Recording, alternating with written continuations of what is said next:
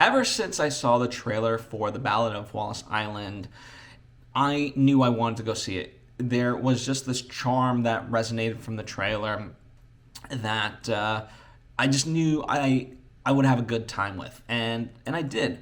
Now, in terms of what the movie is, it's about this musician who gets commissioned to come to this remote island to play a concert for the locals, only to find out that he's not actually playing it for locals, he's just playing it for one person. And not only that, the person hired his ex, who they had a band together with, to come and essentially do a reunion concert, even though he thought that he was going to do his more recent solo stuff.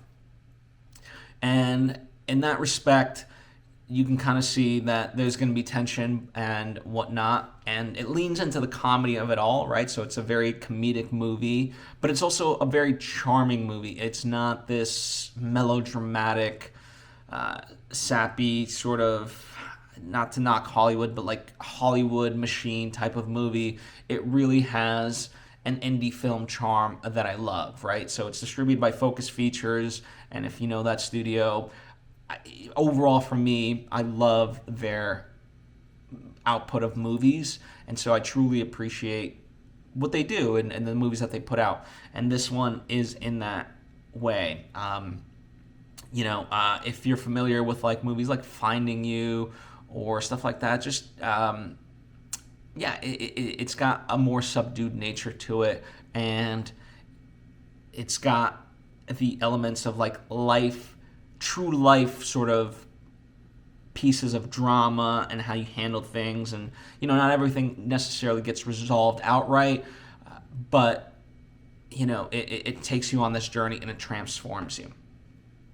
It stars Carey Mulligan as the ex musician, and there's Tim Key and Tom Basden who play the other roles.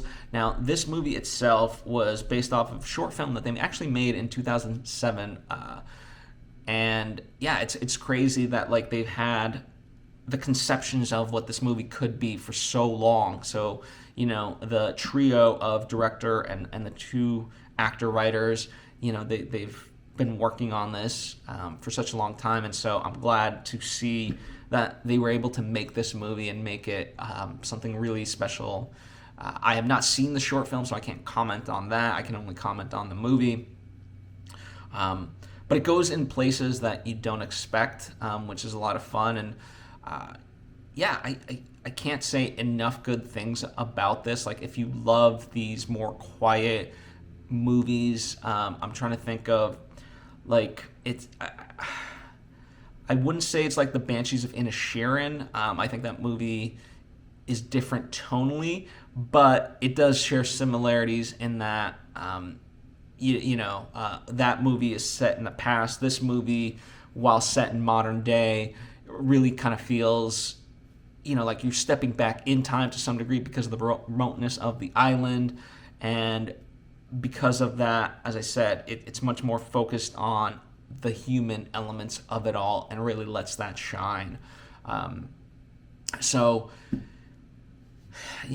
can't say enough good things about it. Now, I will say it's not a musical movie, right? Even though like there's musicians and they do play music kind of throughout, it never enters into what I would call like a musical or like even musical adjacent necessarily.